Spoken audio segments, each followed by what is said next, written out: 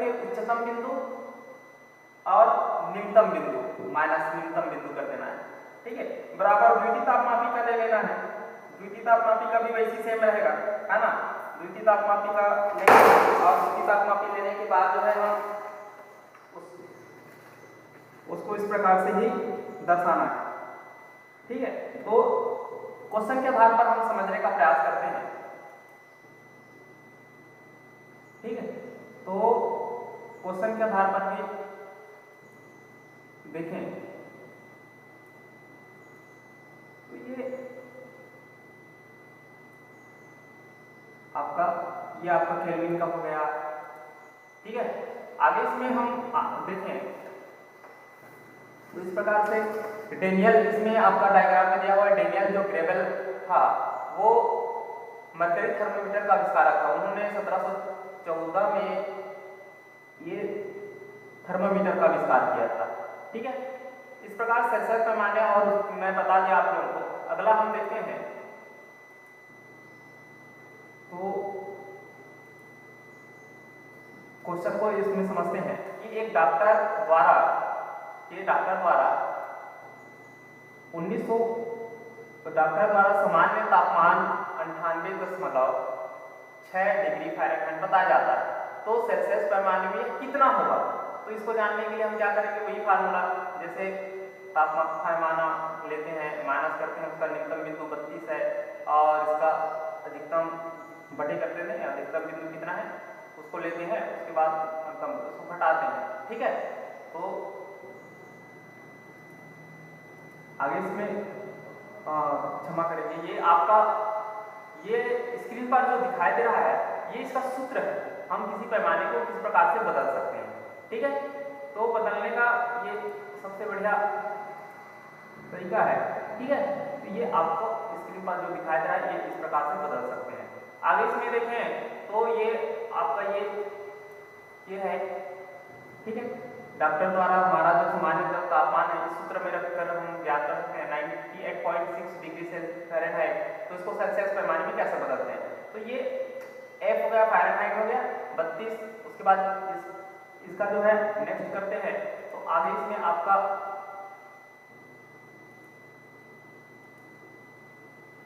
Second में देखें तो हटा देंगे नीचे का, तो 180 आया है ना, इसमें 100 आया। अब क्या करेंगे, इसका जो है हम पक्षांतर कर देंगे।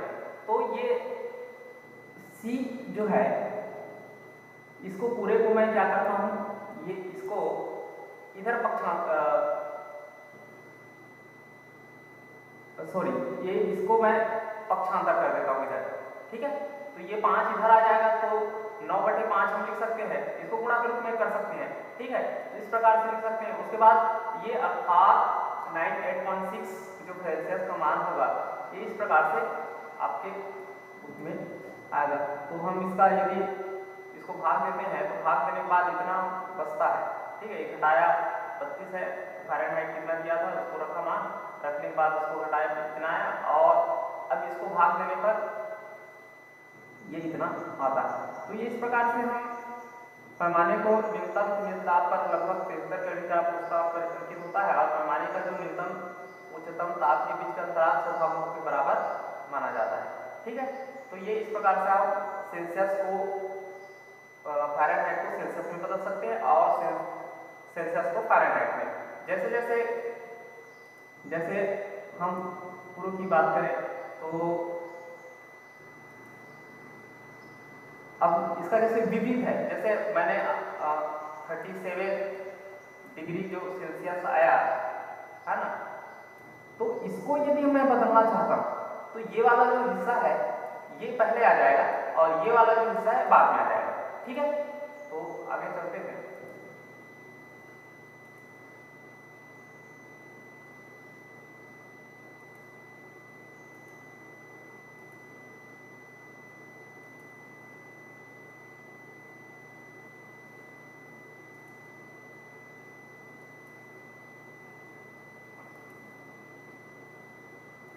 आगे देखते हैं तो आगे आपको इसमें स्क्रीन पर एक और उदाहरण दिखाई दे रहा होगा कि हम किस प्रकार से और बदल सकते हैं। जैसे इसमें यदि किसी कमरे का ताप जो 0 केल्विन बताया गया है और सेल्सियस पैमाने में उसको क्या करना है, तो सेल्सियस पैमाने में याद करने के लिए हम इस प्रकार से रख देंगे।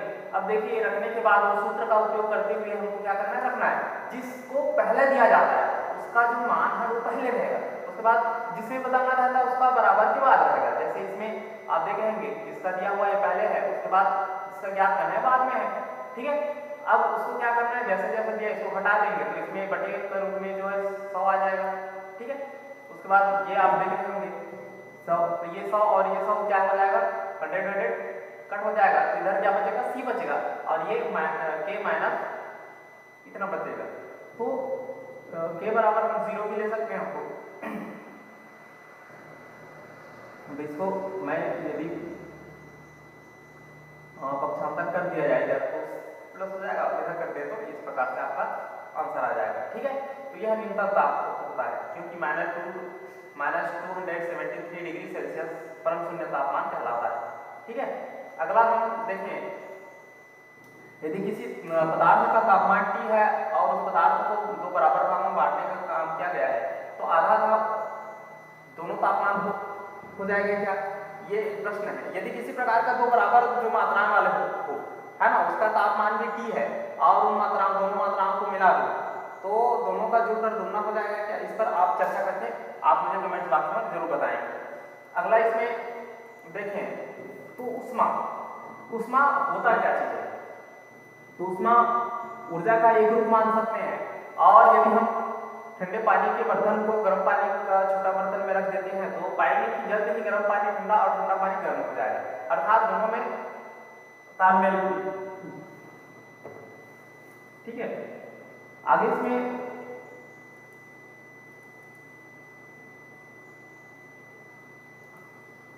तो जब दो वस्तुओं को अलग अलग संपर्क में लाया जाता है तो दोनों का जो तापमान है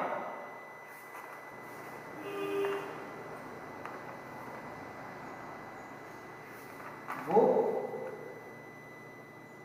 क्या होता है, जब दो वस्तु को हम संपर्क में लाते हैं तो उनका जो तापमान है जो कम रहता है वो बढ़ता है और जिनका बढ़ा रहता है वो कम होता है।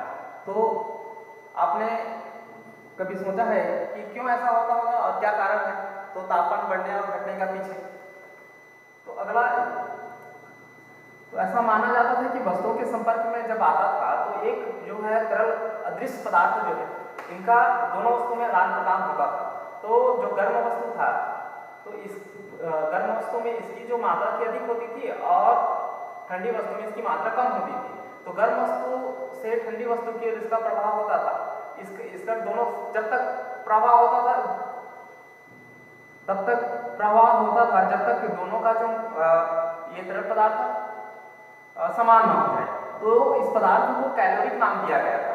तो कैलोरिक का मात्रा बढ़ने पर तापमान की वृद्धि होती थी, ऐसा पहले माना जाता था, ठीक है। आगे इसमें देखें तो इस कैलोरी का जो भ्रम है किस प्रकार से टूटा, तो कैलोरी का भ्रम टूटने का पीछे एक कारण था जो बेंजामिन थॉमसन नाम का एक वैज्ञानिक था, है ना, जिन्हें बाद में रमफोर्ड के नाम से जाना गया। और ये जाने माने वैज्ञानिक और कुशल योद्धा भी थे, है ना, विशेषज्ञ थे। तो उन्होंने उस समय तोपों की जो नदियां थी उसमें सुराख करने के लिए कुछ किस्म के धातु का संयंत्र लगाए जाते थे और इसमें मशीन में इस्तेमाल किए जाते थे। ये खास किस्म के कटर होते थे और इसको घुमाने के लिए अश्वशक्ति का उपयोग किया जाता था, हार्स पावर जिनको कहा जाता है। हम सामान्य उनको भाषा में अपने गाँव एरिया में उसको HP बोलते हैं, जिसका पूरा नाम है हार्स पावर। तो तोपों के छेद करते समय वो नली जल्दी गर्म हो जाती थी। तो कैलोरी के सिद्धांत के अनुसार था कि नलियों में जो भरी कैलोरी का तोप में छेद करने पर जो रिसाव होने लगता है और इसका जो कारण नली गर्म हो जाती है।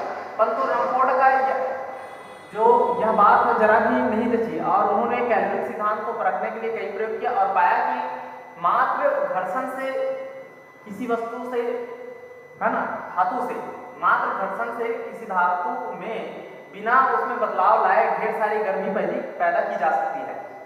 इस तरह गर्मी पैदा करने से धातु के जो द्रव्यमान है कोई असर नहीं पड़ता।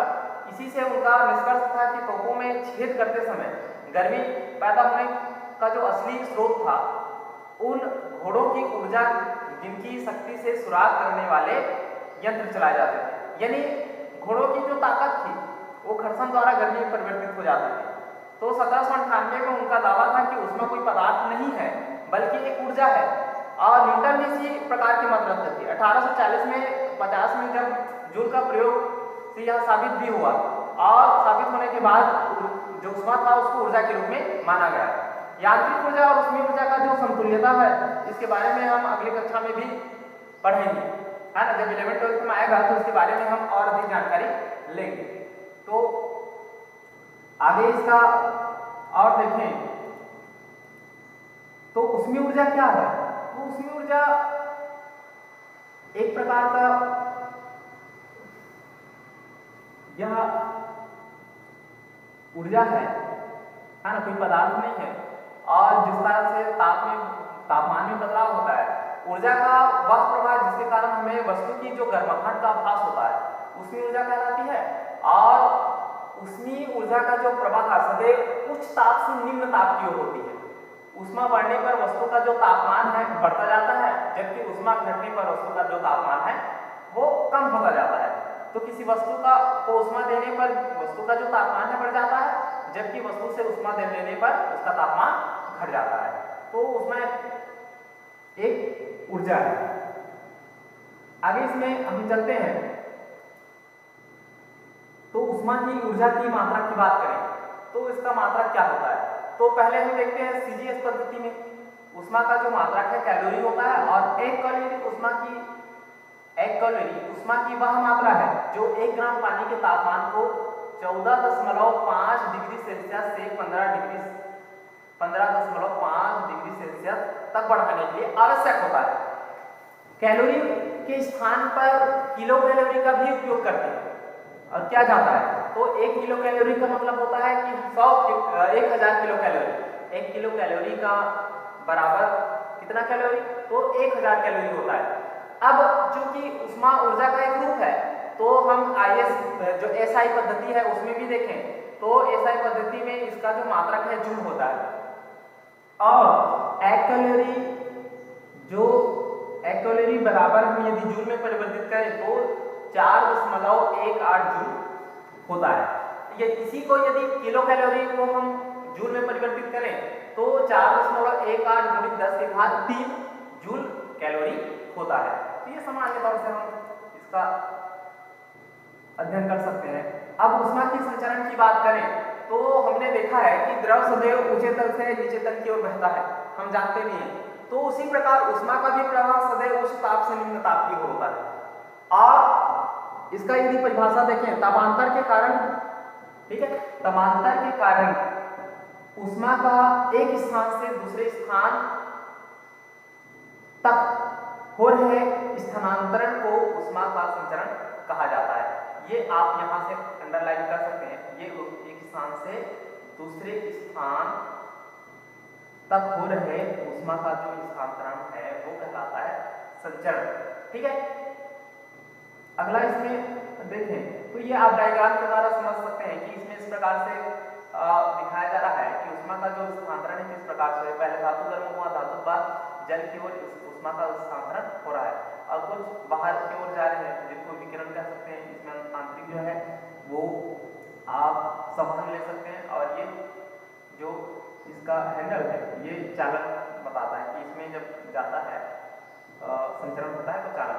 तो इस प्रकार से हम अगला जो देखें ऊष्मा का जो संचरण के प्रकार की बात करें तो ऊष्मा का जो संचरण है 3 प्रकार से होता है। पहला है आपका चालन का, दूसरा देखिए संवहन, तीसरा विकिरण। आइए हम इसके बारे में विस्तार से और जानकारी लेते हैं। तो पहले देखते हैं हम चालन की बात करें, इन तीनों प्रकारों के बारे में और जानकारी लें। तो पहला चालन की बात करें तो चालन का मतलब होता है कि चालन में ऊष्मा पदार्थ का एक स्थान से दूसरे स्थान तक कणों के द्वारा अपने स्थान छोड़े बिना ही स्थानांतरित होती है, ठोस पदार्थ में, ठीक है ना। इसका हम क्रियाकलाप भी देखें तो इसके लिए हम क्रियाकलाप में मोमबत्ती लेते हैं, लोहा लेते हैं, एल्यूमिनियम लेते हैं, ठीक है, सेरेमिक, कांच, और या तो सेरेमिक का एक समान लंबाई वाले मोटाई वाले क्षण लेते हैं, और कुछ आलपीन लेते हैं, ठीक। अगला इसमें विधि में देखें तो इसका जो विधि है किस प्रकार से करना है, तो इस प्रकार से आप डायग्राम में जो दिया हुआ है आप इसमें सेट कर लीजिए। एक रस्सी लीजिए, लकड़ी का गुटका लीजिए, उसमें छड़ लीजिए। अब मोमबत्ती के सहारे से कील को प्रत्येक जगह चिपका लीजिए। चिपकाने के बाद मोमबत्ती के सहारे से छड़ जिसमें बांधा गया छड़ है उसको एक स्तर पर पहले गर्म करिए। अब देखिए कि क्या होता है, तो धीरे धीरे आप देखेंगे कि जैसे जैसे ताप बढ़ता जाता है तो जो कील है वो चिपकाया रहता है, वो धीरे धीरे गिरता जाता है। इस प्रकार से हम ऊष्मा का जो संचरण है उसका अध्ययन कर सकते हैं। तो ठोस में इस प्रकार से अपने जो कण हैं उनको बिना स्थान छोड़े हुए ऊष्मा का जो संचरण होता है उसको चालन विधि कहा जाता है। ठीक है, आगे इसमें हम देखें तो आर्किन गिरने का समय भी नोट कर सकते हैं और किस पदार्थ के क्षण का आर्किन सबसे पहले गिरता है, क्यों, ऐसा हम देख सकते हैं। खाली जगहों पर चिपकाएं और बीच में गर्म क्या क्यों होता है, तो इसका अध्ययन हम कर सकते हैं। और बिना आपने देखा भी होगा कि जिस प्रकार से चित्र में आपको बताया गया है कि जो क्षण के लिए सिरे का गर्म करने पर दूसरा सिरा शीघ्र गर्म होने का काम हो रहा है और हो भी जाता है। गर्म होने पर क्षण के उस भाग के कणों से कंपन्नता बढ़ जाती है और उनमें ऊष्मा ऊर्जा का जो बढ़ जाता है। कंपन करने वाले जो अणु होते हैं वो आगे वाले अणुओं को अपना ऊर्जा दे देते हैं, अर्थात स्थानांतरण कर देते हैं, और ठोस पदार्थ में इस प्रकार का जो स्थानांतरण होता है वो चालन कहलाता है, चालन विधि। ठीक है, ऊष्मा का जो संचरण इस प्रकार के ठोस में होता है वो चालन विधि। अगला देखते हैं कि ऊष्मीय चालकता के आधार पर ये कितने प्रकार के होते हैं। ठीक है, तो ये 3 प्रकार के बताए गए। कुछ ऊष्मीय रोधी पदार्थ होते हैं तो उसमें शून्य चालकता, जिसमें बिल्कुल चालन की क्षमता नहीं है, ऊष्मा का संचरण नहीं होता, ऐसे पदार्थों को ऊष्मारोधी कहते हैं। और एमोनाइट और एस्बेस्टॉस इसका उदाहरण। कुचालक की बात करें तो कुचालक में ऊष्मा का स्थानांतरण सरलता से नहीं होने देते, जैसे लकड़ी है, कांच है, ये इस प्रकार की जो वस्तुएं हैं वो कुचालक कहलाते हैं। चालन जिसमें ऊष्मा का जो संचरण है आसानी से होता है ना। तो चालन कैसे 3 प्रकार दिया गया है ऊष्मीय चालकता के आधार पर। ठीक है, आगे इसमें देखें तो